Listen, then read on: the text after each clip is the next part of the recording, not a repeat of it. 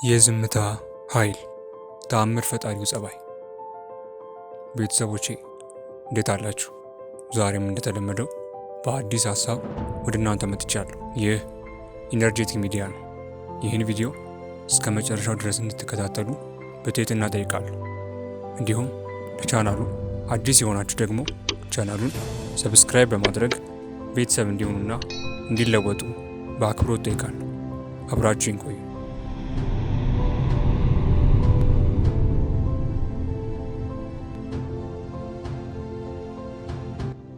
ዛሬ በአዲስ ሀሳብና ጥሩ ሀሳብ ነው ብዬ በማነሳው ነገር ላይ እናወራለን። ዝምታን ብዙ ሰዎች ይፈሩታል። ግን ጫጫታ በበዛበት ዓለም ውስጥ፣ ሁሉም ሩጫ ላይ ባለበት ዓለም ውስጥ፣ በእነዚህ ነገሮች ሁሉ ውስጥ በዝምታ የሚጓዝ የተረጋጋ፣ ሁሉን ነገር በማስተዋል የሚያደርግ ሰው ፓወርፉል ነው። ሁሉም የአንተን ትኩረት የአንተን ቀልብ ለመሳብ በሚሯሯጥበት በዚህ ዘመን የተረጋጋ ሰው መሆን፣ በዝምታ ማሰብ ትልቅ ስኬት ሊባል የሚችል ነገር ነው። የምትፈልገውን ነገር የምታሳካበት መንገድ ነው ዝምታ አእምሮህን እንድትጠቀምበት ያደርጋል። ብዙ እድሎች ወደ ህይወትህ ይመጣሉ። ጥድፊያ ላይ፣ ወከባ ላይ ከሆንክ ግን እነዚህን እድሎች አትመለከታቸውም ወይም አታስተውላቸውም። በዚህ ምክንያት ደግሞ እነዚህ እድሎች ያልፉሃል፣ ያመልጠዋል። እድል ደግሞ አንዴ ወደ ህይወት መታ ከጠፋች በኋላ ድጋሚ ለመመለስ እጅጉን አዳጋች ነው። ምክንያቱም እድል ልክ እንደ ፈጣን ባቡር ናት። አንዴ ከሄደሽ በኋላ ስትመለስ ወይ ጥሩ ሆና ልትመለስ ትችላለች፣ ወይም ደግሞ እድልህን ልታበላሽ ወይም ደግሞ ህይወትህን ልታበላሽም ትችላለች። ስለዚህ የሚመጡልህን እድሎች በጥንቃቄና በዝምታ እንዲሁም በማስተዋል ልትመለከታቸው ይገባል ማለት ነው። በስራ፣ በትምህርት፣ በገንዘብ፣ በፍቅር ግንኙነት፣ በትዳር እንዲሁም በማንኛውም ጉዳይ ላይ ያንተን በሳል ውሳኔ የሚጠይቁ ብዙ ጉዳዮች አሉ። እነዚህን ውሳኔዎች ደግሞ ስትወስናቸው መቼም አይቆጭህም። ይህንን አድርጌ ቢሆን ኖሮ የማትልባቸውን ምርጥ ውሳኔዎችን እንድትወስን ያደርግሃል ዝምታ። ስለዚህ ዝምታ ምን ያህል ህይወትህን እንደሚቀይረው፣ ምን ያህል ተጽዕኖ እንደሚፈጥር በዛሬው ሀሳቤ ላይ አብረን እናያለን። ከሁሉ በላይ ግን ዝምታን እንዴት ጸባይ እንደምታደርገው፣ እንዴት ለስኬትህ እንደምትጠቀምበት እናወራለን። አብራችሁን ቆዩ። ይህ ኢነርጄቲክ ሚዲያ ነው።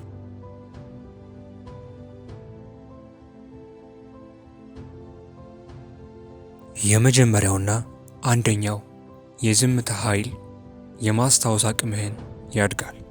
ከዚህ ቀደም በተደረገ ጥናት በቀን ውስጥ ለ2 ወይም ለ3 ሰዓታት በዝምታ የሚያሳልፉ ሰዎች በተደረገ ጥናት ዝምታ የማስታወስን፣ የመገንዘብን፣ ራስን የመቆጣጠርን እንዲሁም የስሜት ብስለታችንን የማግኘት እድላችንን ከፍ እንደሚያደርግ ተረጋግጧል። ዝምታ ሲባል ግን ያለምንም ስራ ለ2 እና ለ3 ሰዓታት ያህል ዝም ብሎ መቀመጥ አይደለም። ምን ማለት መሰላችሁ? ለምሳሌ በቀን ውስጥ የ40 ደቂቃ የጥሞና ሰዓት ቢኖራችሁ ይህንን 40 ደቂቃ ለ3 ብትከፍሉት 10 ደቂቃ፣ 20 ደቂቃ እንዲሁም 10 ደቂቃ ብላችሁ በ3 ትከፍሉታላችሁ። ከዚያም የመጀመሪያውን 10 ደቂቃ ትልቁንና የህይወታችሁን ጎል ወይም ደግሞ ህልማችሁን በሚገባ ታስባላችሁ። ካሰባችሁም በኋላ ህልማችሁን በሚገባ ታወጣላችሁ ማለት ነው። የረጅም ጊዜ እቅዳችሁን እንዲሁም የአጭር ጊዜ እቅዳችሁን በሚገባ እያስታውሳችሁ ይህንን በወረቀት ላይ ታሰፍራላችሁ ማለት ነው። በዚህ ሳምንት ውስጥ፣ በዚህ ወር ውስጥ እንዲሁም በዚህ 2 ወር ውስጥ ይህንን ማሳካት አለብኝ ብላችሁ በወረቀት ላይ ህልማችሁን ታሰፍራላችሁ ማለት ነው። ከዚያም ደግሞ ትናንትና ያሳካችሁትን ነገር ቁጭ ብላችሁ በዚህ 10 ደቂቃ ውስጥ ትጽፋላችሁ ማለት ነው። ምክንያቱም ትናንት ያሳካችሁት ነገር ለነገና ከዚያም በኋላ ለሚመጣው ነገር እጅግ ስለሚረዳችሁ ማለት ነው። እንዲሁም ዛሬ ደግሞ ማሳካት ያለባችሁን ይህንን ማድረግ አለብኝ፣ ይህንን በዛሬ ውሌ መፈጸም አለብኝ የምትሉትን ጽፋችሁ ታዘጋጃላችሁ ማለት ነው። ከዚያም በዚህ 10 ደቂቃ ይህንን ካደረጋችሁ በኋላ ቀጣዩን 20 ደቂቃ ደግሞ ስሜታችሁን የሚያረጋጋ ወደ ተረጋጋ ነገር ውስጥ የሚያስገባችሁ ራሳችሁን እንድታነጹ ራሳችሁን እንድታስተውሉ የሚያደርጋችሁን ጽፎች ማንበብ ትጀምራላችሁ። በዚህ 20 ደቂቃ ውስጥ ማለት ነው። መጽሐፍቶች ሊሆን ይችላል፣ እንዲሁም መጽሐፍ ቅዱሶች፣ ቁርአንም ሊሆን ይችላል። በዚህ 20 ደቂቃ ውስጥ ማንበብ ትጀምራላችሁ ማለት ነው። በተጨማሪም መንፈሳዊ ጽሁፎችም ሊሆን ይችላል። በዚህ 20 ደቂቃ ውስጥ ይህንን በማድረግ ራሳችሁን ማስተዋልና ራሳችሁን ምን ላይ እንዳላችሁ በጥሞና መመልከት ትችላላችሁ ማለት ነው። ከዚያም በምታነብበት ሰዓት የሆነ የተረጋጋ ስሜት ውስጥ ትገባላችሁ። ደስታ ይሰጣችኋል። ከዚያም የቀረውን የመጨረሻ 10 ደቂቃ ደግሞ በጥሞና ማሳለፍ ማለት ነው። ጥሞና ስላችሁ ግን በልዩ ተመስጦ ውስጥ ሆናችሁ አይናችሁን ጨፍናችሁ አየር ወደ ውስጥ እያስገባችሁ እንዲሁም በቀስታ ወደ ውጭ እያወጣችሁ ራሳችሁን በማስተዋል በተመስጦ ውስጥ ሜዲቴት ማድረግ ማለት ነው። ስለዚህ ይህ የመጨረሻው 10 ደቂቃ በጣም በጥሞና ማሳለፍ ያለባችሁ ነገር ነው። ያነበባችሁትን ሊሆን ይችላል፣ የትንሽ ጊዜ እቅዳችሁን እንዲሁም የረጅም ጊዜ እቅዳችሁ የጻፋችሁትን ነገር በጥሞና በማስተዋልና እንዲሁም በተረጋጋ ስሜት ውስጥ ሆናችሁ ይህንን ነገር ማስተዋል ትጀምራላችሁ። በዚህ የጥሞና ሰዓት ውስጥ ፈጣሪ ያደረገልህን ነገር እያሰብክ ለራስህ ደስታ መጨመርም ትችላለህ። ምክንያቱም ፈጣሪ ያደረገልህን ነገር ስታስብ ለነገ ህልሞችን ለማሳካት ህልሞችን እውን ለማድረግ መሮጥና መራመድ ትጀምራለህ ማለት ነው። ምንም ነገር እውን ከመሆኑ በፊት በአእምሮአችሁ ታስቧል። ይህ እርግጥ የሆነ ነገር ነው። ምክንያቱም አንድ ነገር በተግባር ከመደረጉ በፊት በአእምሮ ሊታሰብና በአእምሮ ውስጥ ሊሰላሰል ይገባዋል። ስለዚህ እንዲፈጠር እንዲሆን የምትፈልጉትን ነገር በዚች 10 ደቂቃ ውስጥ በጥሞና በአእምሮአችሁ ታስባላችሁ፣ በአእምሮአችሁ ታሰላስላላችሁ ማለት ነው። ለምሳሌ ይህ 40 ደቂቃ ማለት በጣም ወርቃማ ነው። ምክንያቱም መጀመሪያ ዓላማችሁን የረጅም ጊዜ እቅዳችሁን ጽፋችኋል፣ አዘጋጅታችኋል። ከዚያም በመቀጠል በሁለተኛ ደረጃ ደግሞ በጣም እርጋታን የሚሰጣችሁን ለውስጣችሁ ሰላምን የሚለግስ ነገር አንብባችኋል ማለት ነው። አእምሮአችሁ ውስጥ የሆነ ደስታን የሚፈጥርላችሁን ነገር አስገብታችኋል ማለት ነው። ምክንያቱም በዛ ሰዓት አእምሮአችሁ መልካም የሆነውን ነገር ተቀብሏል ማለት ነው። ሶስተኛው ደግሞ በተመስጦ ውስጥ መሆን ነው። መረጋጋት ውስጥ ሆናላችሁ በዚህ ሰዓት። ምክንያቱም ሁሉን ነገር በምታስቡበት ህልማችሁ እውን እንደሚሆን በምታልሙበት ሰዓት ውስጣችሁ መረጋጋትና ውስጣችሁ ሐሴት ማድረግ ይጀምራል። ምክንያቱም የትኛውም ጭንቀት የትኛውም ውስጣችሁን የሚያውክ ነገር ቢከሰትባችሁ በዛ ሰዓት ውስጣችሁ በጣም የተረጋጋ ይሆናል ማለት ነው። በዚህም ምክንያት በህይወታችሁ ላይ የምትወስኑት ነገር በጣም ስኬታማ ያደርጋችኋል ማለት ነው። ስለዚህ የመጀመሪያው የዝምታ ጥቅም የማስታወስ የመገንዘብ ኃይልህን ወይም ደግሞ አቅምን ይጨምራል ማለት ነው። አሁን የነገርኳችሁን ነገር ሞክሩት፣ እመኑኝ ስኬታማ ያደርጋችኋል።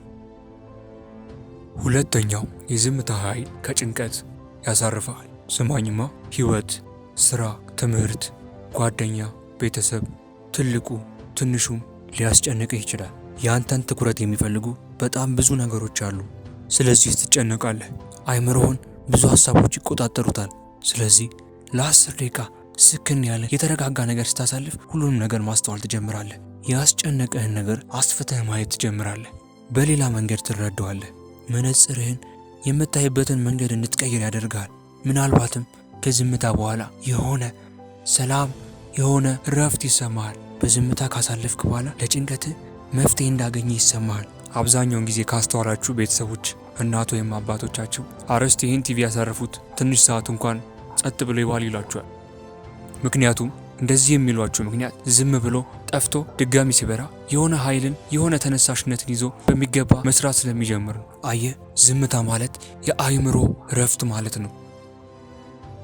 ሶስተኛው የዝምታ ኃይል አስተዋይ ያደርጋል።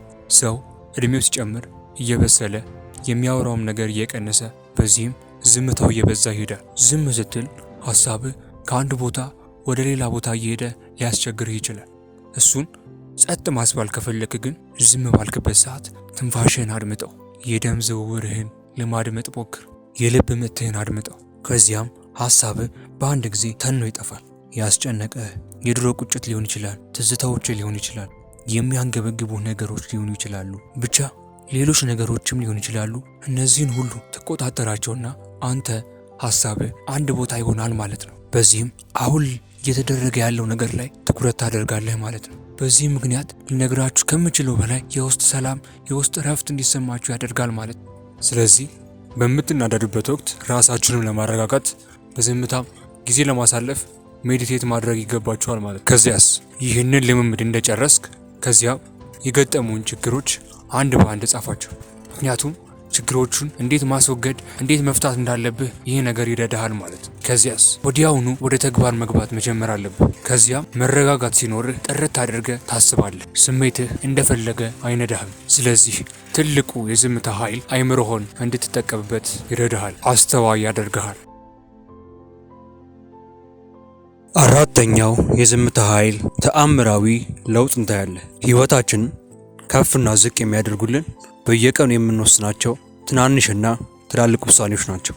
ስማኝማ፣ በህይወት ጠቃሚ የሚባሉ ነገሮችን መወሰን ሲኖርብህ አትቸኩል። አየህ፣ ሰዎች ውሳኔን ንገረን፣ ምንድነው እንደዚህ መፍሰስ እያሉ ሊያቻኩል ይችላሉ። ህይወትን የሚለውጥ ወይም ደግሞ ህይወትን ወደ ተሻለ ደረጃ ሊያደርስልህ የሚችል ውሳኔ ሊሆን ይችላል። ስለዚህ ቆይ፣ ልረጋጋ፣ ትንሽ ከራሴ ጋር ላስብ፣ ይህንን ውሳኔ በዝምታና ተረጋግቼ ላስብ ያስፈልጋል በላቸው። በዚህ ሰዓት ራስህን አረጋግተህ በራስህ መንፈስ ውስጥ ሆነ ሜዲቴት ማድረግ ጀምር። ያኔ ለዛ ውሳኔ ምንም አይነት የሚከብድ ነገር አይኖርም። አንድ የሚባል አባባል አለ፣ ቆይ እስቲ ትራስ ይንካው ይባላል። አባቶቻችን ሲናገሩ ወይም ደግሞ አንድ ሰው አንድን ሀሳብ እንዲወስኑ ሲሰጣቸው ቆይ እስቲ ይሄን ነገር ትራስ ይንካው ይላሉ። ምን ማለታቸው መሰለ? ይሄ ነገር የሚያስቸኩል አይደለም፣ ብዙ ላስብበት፣ በዝምታ ላጢ ነው ማለት ነው። ስለዚህ አንተም የሚገጥሙን ውሳኔህን የሚጠይቁ ነገሮች ሲያጋጥሙ በጥሞናና በዝምታ ልታሳልፋቸው ይገባል ማለት ነው። በዚህ ሰዓት የሆነ የሚሰማ እረፍት ሊኖር ይችላል። አዲስ ሀሳብ በውስጥ ሊፈጠር ይችላል። አየህ፣ ይህን ውሳኔ ተረጋግተህ በምትወስንበት ሰዓት ተአምራዊ ለውጥ ማየት ትጀምራለህ። አንድ ነገር አትርሳ፣ በህይወትህ በጣም ተአምራዊ ውሳኔ ነው የወሰንከው። በጣም በተረጋጋህበትና ደስተኛ በሆንክበት ሰዓት የወሰንከው ውሳኔ ነው። ዝምታ ያንን እድል ይሰጥሃል። ቅድም እንደነገርኳችሁ ብዙ ችግራችሁን መፍታት ከፈለጋችሁ፣ የማሰብ ኃይላችሁን መጠቀም ከፈለጋችሁ ዝምታን ልማድህ ወይም ደግሞ ልማዳችሁ ልታደርጉ ያስፈልጋል። ወደ መጨረሻው የዝምታ ኃይል አልፋለሁ። ይህ ኢነርጄቲክ ሚዲያ ነው። ለቻናሉ አዲስ የሆናችሁ ቻናሉን ሰብስክራይብ በማድረግ ቤተሰብ እንዲሆን ሲል በአክብሮትና በትህትና ጠይቃለሁ።